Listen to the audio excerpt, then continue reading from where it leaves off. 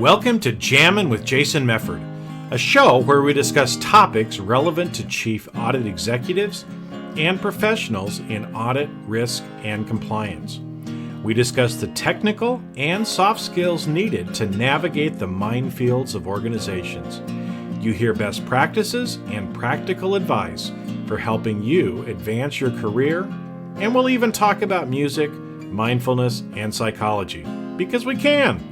So sit back and relax while you listen to the #1 podcast in the world for internal auditors, unscripted and unedited. Well, welcome everybody to another episode of Jammin' with Jason. Hey, we get to do another one of my favorite kinds of episodes today, which is talking to other chief audit executives. So today I have on my friend Imran Zia. So welcome, Imran. How are you today? Hey, Jason. I'm good. How are you? Good. You know, it's always funny the older I get, right? And I'm starting to get old, because I think we first met back in Qatar a long time ago. That's why I was trying to remember exactly how many years. It's been at least probably six or 7 years, I'm guessing. Yeah, around or even more, maybe 8 years, I believe. Yeah, it could even be that long, right? So yeah, because you were in one of my risk-based audit courses that I was doing over there in the Middle East, and we met, kind of hit it off, and it's been fun to actually watch your journey as well, right? Because you're no longer in Qatar, you're in the Middle East, right? You're now in Canada. Yeah, absolutely. And so it's kind of fun. So just right now you're the chief audit executive of the government of British Columbia. So for those outside, North American, that's like a big state, province, big government. It's big budgeted government. It's one of the large. I want to say it's probably one of the largest, second largest province in Canada. Absolutely. Right. So we're talking, big responsibilities here. But maybe, to start us off with, just kind of give people a little background as to how do you get to be a chief audit executive? Because like I said, I mean, you've literally moved around the world for it, but what's kind of the process that, got you to where you're at today? Yeah, I mean, I'll just quickly go through what I've been doing in the past. And it was lovely to get in touch with you those many years ago. And it's interesting that we have been in touch throughout and in all. And it was, I would say, from a career-wise, it's a roller coaster ride, and and it's great. I'm really thankful to you, Jason, and I've been getting a lot of career advice and tips from you, and also about different certifications and knowledge, and that has really helped me throughout my journey. So. I started off with a professional services firm. KPM started off with RSM, KPMG in Dubai, and then moved on to take an audit manager role with an oil and gas sector company in the Middle East, in Qatar. And that's where we met as well. Mm-hmm. And 5 years into an audit manager role, moved on to chief audit executive.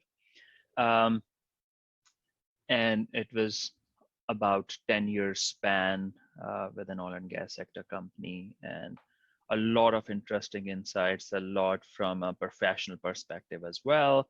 So from a professional background, I started off as an ACCA. I did my ACCA, typical accounting background, and moved on to RSM with my basic articleship, and then to KPMG. But I always thought that, it's you gain something, you attain some knowledge, and it's kind of never-ending journey. It's about lifelong learning, and the higher you move in your career, you start to realize the knowledge that you have is just so little, and you get to have that feel. You move on from one industry to another, and you realize that there is a lot that you need to learn. And so I took the charge of, I became the CEO of my own career development. Yeah. So I love that term. You're CEO of your own career development. oh Okay. yeah. So I assume the responsibility that no one else, would ask me to do that. So I have to take this on myself. So um, I I started my internal audit journey when I joined an oil and gas sector company in 2008, and then as an internal audit manager. And and I felt, what are those things that I should do to be a better auditor? So first thing was to learn more and more about business. So oil and gas sector it's a complicated business. It's not Mhm. a typical straightforward trading or something else. I was into oil and gas drilling, so a lot of business related information that I wanted to learn, because what I felt, if you really want to deliver that value that we talk about always, internal audit profession, first thing that you should do is to learn about the business. Mhm. Um, I have seen auditors having those audit meetings, coming out of those audit meetings, and after that, people in the room talking about, hey, this guy came to audit us, and he hardly knows anything about our business, right? I think And that's a discussion most people yeah, have afterwards, right? Which is kind of yeah, sad. afterwards, you Yeah. know, I've I have been into those facilitating sessions where one of our parent company wanted to audit us as a shareholder audit, Mhm. and they hired a big four professional services firm to do a shareholder audit of our company. And with all my sympathies with that auditor, who was a chartered accountant and with that professional services firm with quite some time, but unfortunately, he didn't have a clue about how oil and gas drilling business works. So based on their risk assessment, they wanted to audit technical maintenance. And the first kickoff, That is not the you, biggest risk in a drilling company. yeah, and and you can imagine the first meeting, kickoff meeting. I was a chief audit executive. I've been tasked to act as a focal point between the shareholder auditors coming from one of the big four firms and our process owners within that company. And the kickoff meeting starts, and there's a list of items that the person is asking. And I've got head of maintenance sitting, and I've got head of engineering sitting in that meeting, and myself. And there is a dialogue going on, and people are trying to explain their work that they're doing.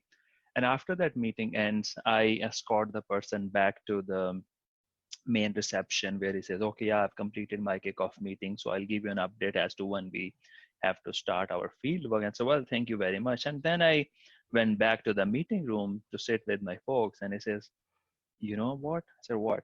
You know, this guy, he's coming to audit us, but he knows nothing about technical maintenance. He knows nothing about oil and gas drilling business. So how do you expect this person to come up with a value idea, to come up or suggest us something to improve a business process? And then I said, yeah, this is a valid feedback, and Mhm. and I will communicate it to the higher ups within the firm, and let's see if they can bring in some oil and gas. So that was just so what I was saying.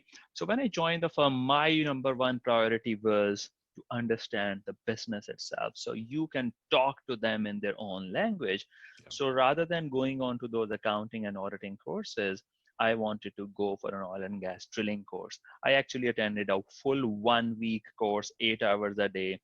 A lot of stuff just went over my head, but there were quite some information that I could understand, so that I had those terms and technologies and those terminologies that I can discuss with them, talk to them. So when I talk to them, I'm not conceived as an alien, and somebody who has little to no knowledge about the business, and he's in to audit us. So that's how I did. And apart from those courses, continue to work with those guys to better understand the business. And on the other hand, I also worked on my professional qualifications. I went on to do CIA, um, then Certified Information Systems Auditor, Certified Fraud Examiner. Then I also acquired a certificate in risk management assurance, and did master's degree in audit management and consultancy from Birmingham University. So I felt that I need to have that grounding and that information from an audit and control perspective, so that when I go and audit, I have a good broader perspective of all different dimensions. And I think that was precisely one of the important factors, apart from very good understanding of the business, that helped me to be picked up as the CAE. Mm-hmm. So now when you're in those management meetings, sitting as an auditor or CAE, management looks towards you from an insight, from a business perspective, not from an audit perspective. They don't want you to tell, okay, if there is that control weakness, which is fine, that comes as a standard product of audit. But what they want to see as, how are you adding value towards business? So when I assumed the role of CAE, I realized that it's great to have that audit and accounting knowledge, and then it's very important to have that knowledge about the business, but it's even more important to have that relationship built with the CEOs and board of directors and audit committee. And when you operate at that level, it's a very different ball game. Mm-hmm. It's good, you're good technically, you have that business knowledge, but then at that level, you need to bring that business lens to your discussion, you know. And if you don't have, if you don't have that business lens coming into your discussion, that's really, I would say, it's a setback to an audit function. And I feel, managing reputation of internal audit function at that level becomes very critical. Mm-hmm. And you are the person as CAE representing the whole audit function, and people look at you as a face of audit. And I feel the most significant non-financial cost may be the negative reputation of internal audit function throughout the organization. And we should invest heavily in relationship building with all key stakeholders. And studies indicate that if an auditor is likable and delivers a well organized argument, managers tend to comply with the suggestions, even if they disagree and auditor lacks supporting evidence. So I'm not saying here that, you shouldn't have that concrete evidence of work that you're doing, but relationship plays a lot in terms of getting the internal audit function going. Mm-hmm. It's evident that maintaining a likable personality and establishing a good relationship with key stakeholders does help internal audit a great deal. And it's not something that as an auditor you can't develop.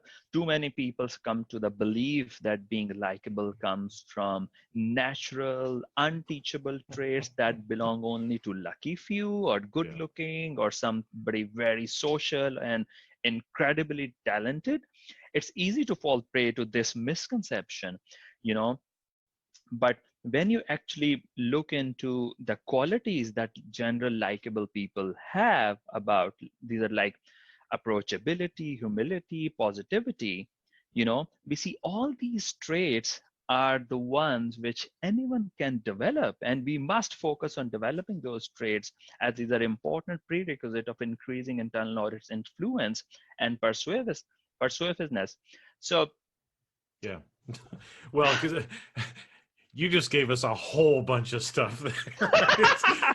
no, So, it's just so I need to probably time out a little bit, because actually there were quite a few points that you brought up there that I think are important to maybe summarize again, so that people don't miss them the first time, right?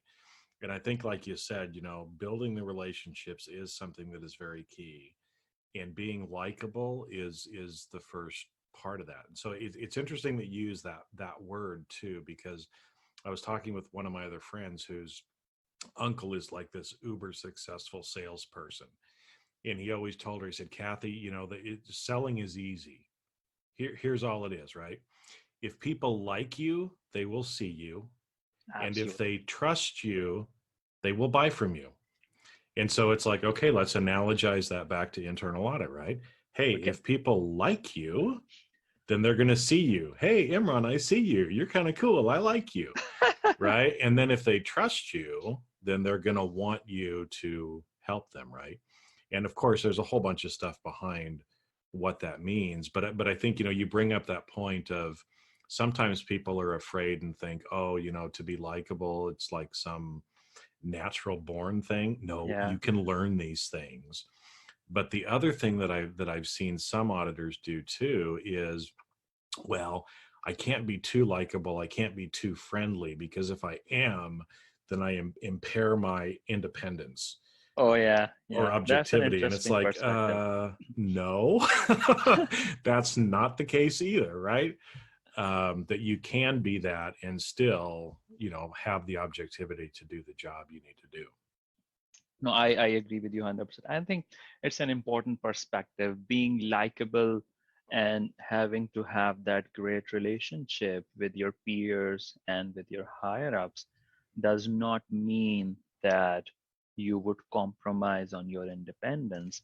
And here comes another factor when you talk about likability is integrity and courage. Mm-hmm. So um, these things go hand in hand. And if somebody, I would tell you a very interesting comment which was made by our chief operating officer about me in particular. There was an investigation that I had to take over, and it was coming right from the top that, hey, Mm-hmm. Mr. CAE, we have come across this issue, can you please investigate and come up with your findings? And And nobody likes a guy that has to investigate, oh right? yeah, So it's a tough one to be, but still you maintain that sort of. So one of the relevant parties, a person approaches COO and says, look, Imran is very close to that person ABC, and this may influence his investigation and his findings. And COO responds to him, and I like this what he says. He says, well, Imran is everybody's friend and he is nobody's friend. You know? yeah, at first See, you wouldn't think that's a compliment, but that's actually a very good compliment for an auditor, right? yeah. So I felt this really conveys the message. You know, you have a very good relationship with going with everyone, but when it comes to integrity and when it comes to uh, reporting the facts, you don't bring that to your work. You don't say, whatever, I work very closely with A, B, and C, so I should tweak something. No, it doesn't work like that. I've also been into those situations where it's an investigation sort of work that I'm doing, and somebody from C level, I won't say CEO, but um, comes and talks to you in general. Hey, Imran, how's that going? Yeah, I'm working on that. I'm in middle of something, and once I have some clear idea as to where we are heading, I'll give you an update on that. And you get an indication from somebody that he wants to see the result of that investigation in a certain fashion, not Uh, directly but indirectly. You know what, I think that person is really guilty of this and this, and he should face this sort of disciplinary action. And I would say, yeah, well, you're right, but we are still in the middle of something, and I will let you know. And this is, I would consider it as an attempt to influence the mhm, result. mhm. But on the other hand, what happens when the report goes out and those people, they see there is not even a single element of what they wanted to see in that report, you know, and it is just based on the facts and the policies and based on the regulations, they even respect you more. Oh yeah. Although during the course of work they wanted to see a certain set of outcome, although the outcome was not exactly what they wanted to see, but it was very objective and very much based on integrity of the person, there's really start to appreciate the fact as an auditor that, and they really appreciate that, okay, you are an auditor and you are the one who maintain your integrity irrespective of whoever in whatever position wants to influence. So yes, both these things go hand in hand. You are likable, you're friend of everybody, but when it comes to black and white, it is black and white. Mm-hmm. Well, and I think, like you said, that's an important trait that a chief audit executive has to have. They have to have integrity, but they have to have courage too, right? Because I know, sometimes it does take courage to deliver a message that maybe some people might not like. Yeah. But again, if we do our job right, we're not putting judgment on it, if you will. It's just our job to report the facts, right? And so, like you said, with that investigation, some of the executives might have hoped it would turn out a certain way because maybe they wanted to take certain disciplinary actions. But at the end of the day, it's like, no, we didn't find anything. Sorry, but it you is what it can't. is. It is what it is. So Yeah. you can't use it that way. But sometimes it does take a lot of courage, and I think that's one of the things I noticed when I became a chief audit executive. Sometimes you have to step up, big time like that, and sometimes you're a little nervous, at doing it. But again, you just have to deliver the message, and then you deal with the fallout. No, absolutely. I think Jason, in the short term, you might feel that it's tough going with that sort of a situation, but in the long run, as a CAE, you will earn a reputation where people would say, you can't really influence this person. You can't get, what you want. It would be reported what it is, and that's how you start building that element of trust even more. Mm-hmm. You start to get more reliance on your work from C-level and from audit committee as well, and that goes a long way. And other perspective is um, bringing that value to the table. So we as an auditor work as an independent sort of body within an organization, which is all good, and we report on that assurance. Um, but somehow we are part of that business as well. Mm-hmm. In your meetings and in your business decision making, CEO, and it's an interesting dilemma where the management and CEO would want you to help them in running the business, and while somehow audit committee and board would want you to see as distance yourself from anything that is happening within the management's world and just be very independent. It's a very delicate balance that Mm-hmm. somehow that you need to maintain. Um, but to bring that real value, you need to talk business. And I have seen organizations where audit has real good insight of the business. CEOs have really turned to the audit and say, hey, this is what everybody's saying on a certain business decision. What is your take on that? Mm-hmm. And, to be there, it's a long journey. It doesn't happen overnight, but it's really about when you see your success as the success of management. If Mm-hmm.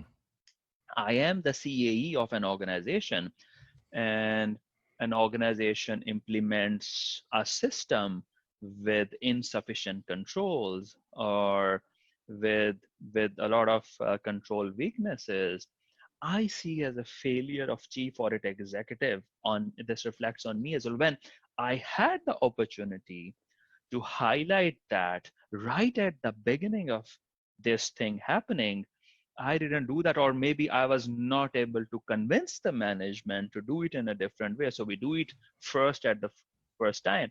There is no point, or maybe there's little value in just highlighting in something that has already gone wrong, rather than highlighting that right at the time when it's happening.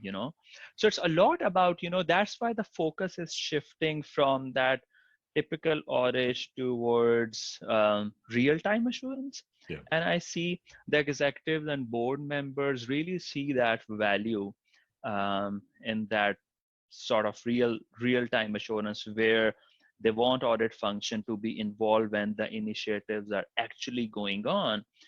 Um, for example, if we were running a huge project and CEO actually said, "Hey, Imran, I don't want you to tell me at the end of the project that, 1, 2, and 3 has gone Tell me wrong. during it so I can do Tell something me, about it." yeah, tell me right now.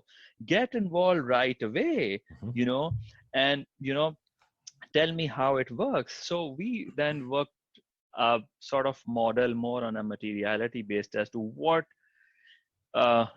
extent internal audit can get involved in those sort of initiatives, keeping in view that independence thing as well, and what sort of value we can add. And with that, I believe we could really deliver a lot of value. And then audit function was involved in almost every strategic decision. If an organization considering a joint venture or a merger and there's a committee formed, CEO would want to see internal audit representation in that committee.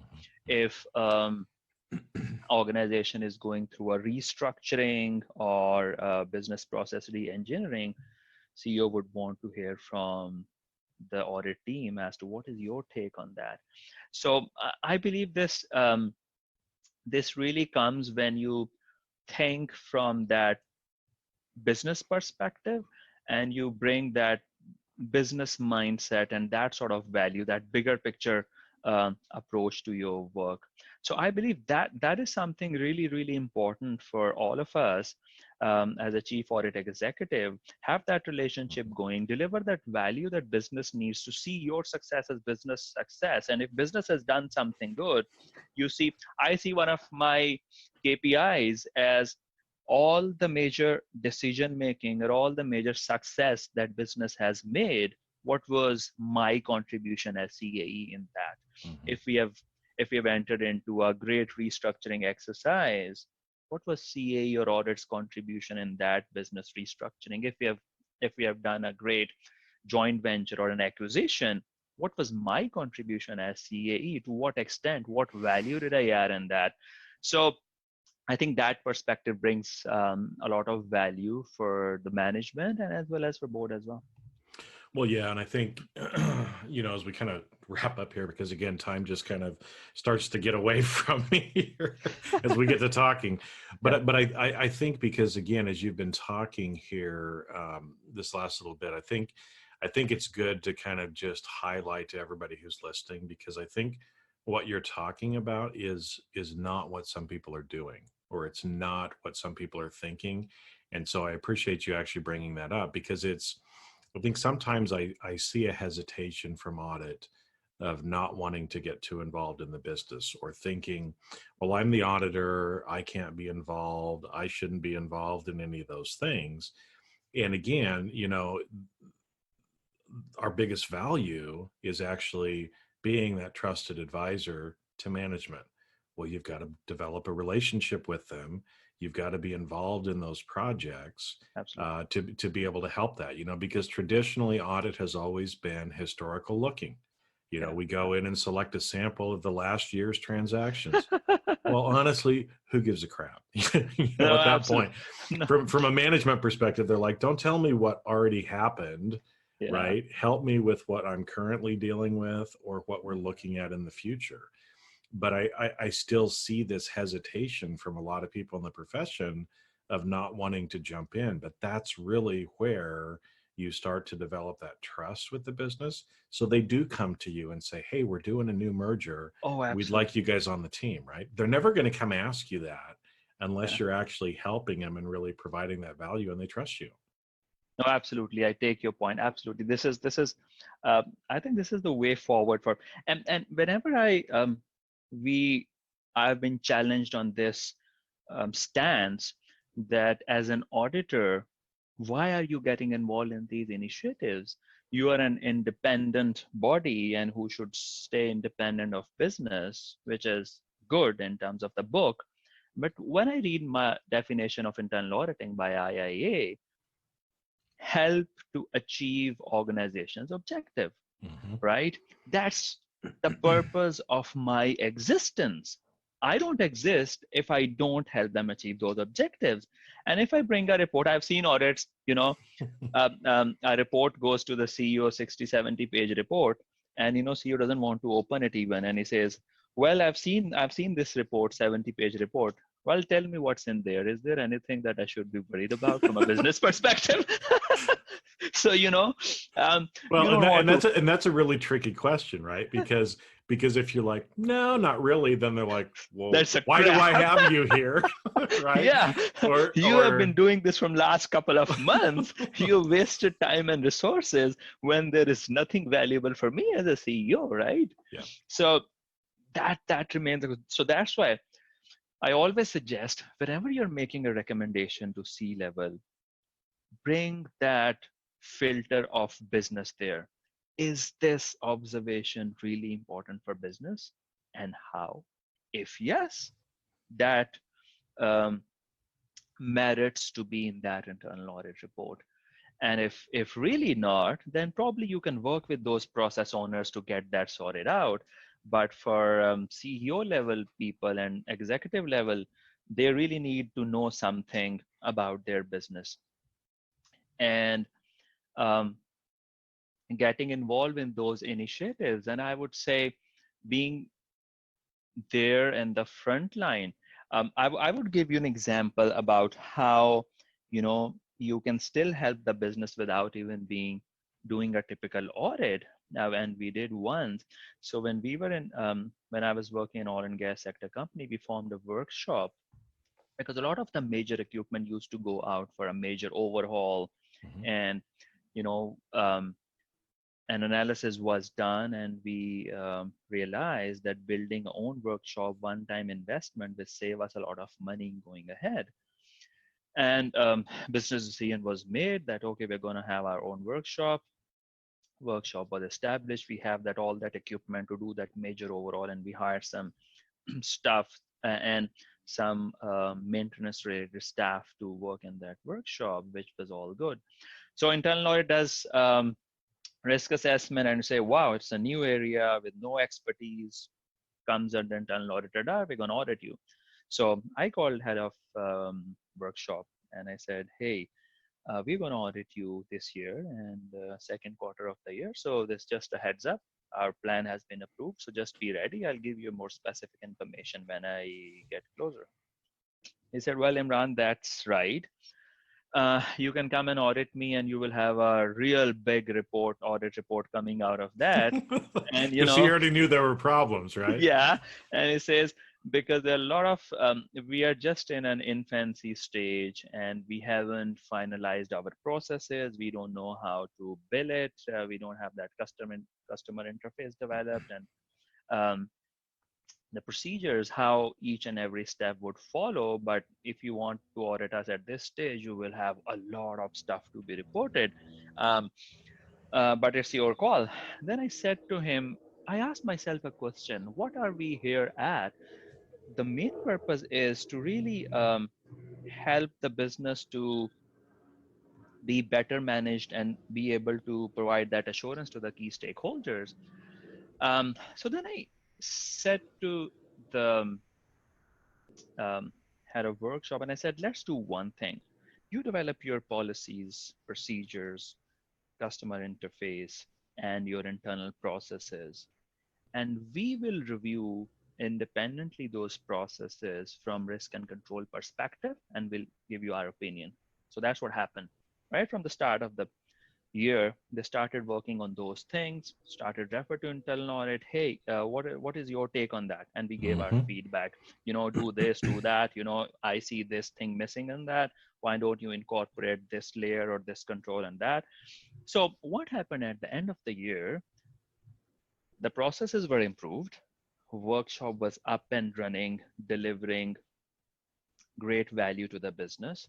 And we as audit function were able to provide an opinion that objectives will be met and value will be added, but we never did an audit. Yeah. And, so it's like when you truly think about partnering with the business and see where it adds more value, and it's fair to change your audit plans and go to audit committee and say, look, we planned this audit as part of our audit plan, they are not ready, and we take their point. We need to give them some time. We can work with them in establishing these things, you know, and once they're all set, we can go for audit. And we changed that. We had that audit committees go ahead, but in the end, the real value was there. The process Mhm. owners were really happy and satisfied that we have got something robust implemented right Yep. at the first time. And we, as an audit function, were able to tell audit committee that, hey, we have looked into all these things from a risk and control perspective, and we are okay. I'm comfortable that they are going fine ahead. So it's truly about partnering. It's truly about the same thing as what is good for the business and how do we help them achieve that.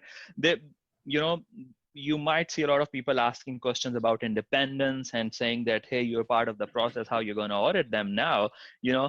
So we can always say, yes, I haven't implemented that, but I have reviewed that of control and risk perspective, and that doesn't stop me auditing them next year, you Mhm. see. And because there is always, business is ever evolving, and there would always be room for improvement. I can always go next year or a year ahead and say, okay, I want to look into your processes once more from an independent audit perspective. So that goes on, but it's really the value that you bring to the table, actually. Well, and I think that's a good point because, you know, again, kind of from my opinion, you know, traditional audit would say, "Oh, Imran, you didn't do an audit, right? Yeah, You didn't really do your job you because missed your KPI. yeah, you missed your KPI. You didn't do an audit." And I would say, right, phooey on that. You provided way more value than that audit would have, right? Because again, let's pretend, right, like you had just done the traditional audit. You would have had this huge report that said there were all these problems. Yeah. The manager of that area already knew about all those problems, Exactly. right? And so he's probably going to get whipped around from management, True. but instead partnering with them, helping them to improve and develop what they need to, that adds a lot more value. And again, right, to the people that would say, oh, you weren't independent so you can't do an audit, again, I would say, you know what, that's fine, don't audit that area. You're still providing more value by helping them Yeah. out than you know, issuing some audit report that just Yeah. doesn't really make a lot of sense, right?